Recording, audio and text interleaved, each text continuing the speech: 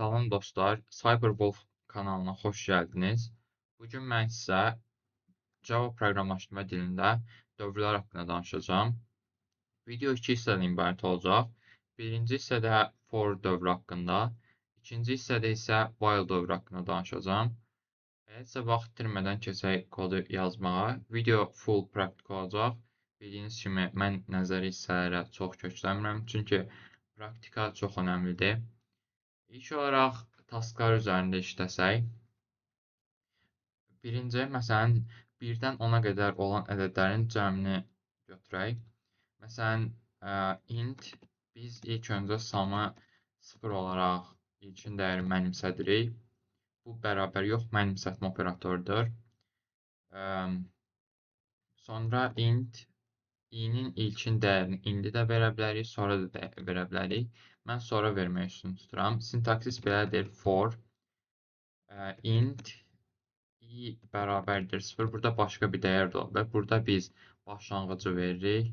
Burada i-nin limiti veririk, belə deyək, 10-a kimi və sonra isə addımı veririk. Burada biz i artıq 0-dan 10-a kimi 10 daxil olmamaqla. Diqqət edin, bu hissəyə 10 daxil olmamaqla ədədləri cəmləyir. Sum'ın üstünə gəlirik. Sum plus i yox, i plus 1. Çünki i 0-dan 9-a kimi dəyişəcək. Biz 1-dən 10-a qədər olan ədədlərin cəmini istəyiriksə, i plus 1 yazmalıyıq. Və çıxışa verərkən bilirsiniz, cout yazıb taba basanda system out print edən çıxır. Çap eləyək. Sum is equal to və printdə plusla veririk. Sum.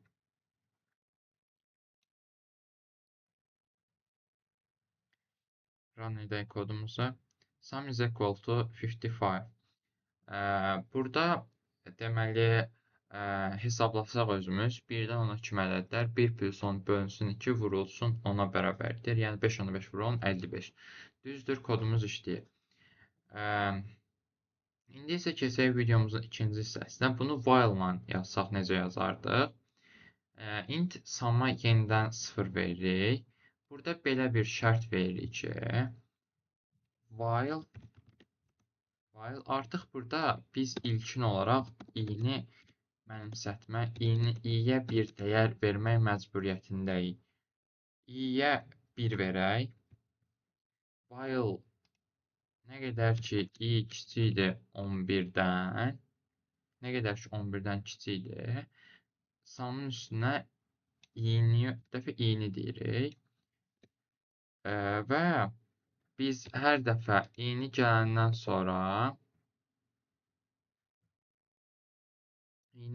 sonra i-ni 1 artırırıq, 1 vahid.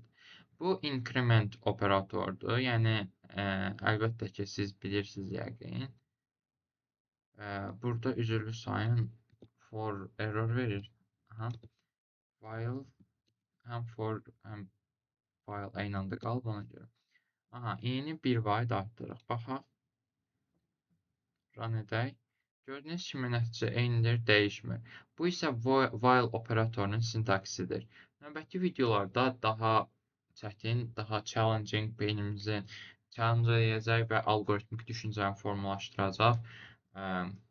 Müxtəlif kodlar barədə sizinlə for və while dövrləri ilə praktik olaraq işləyəcəyik. Sadə ədədlər haqqında da videolarımız olacaq və müxtəlif videolar olacaq. Gözləmədə qalın. Kanala abunə olub videoya like atmağı unutmayın. Sağ olun, salamat qalın.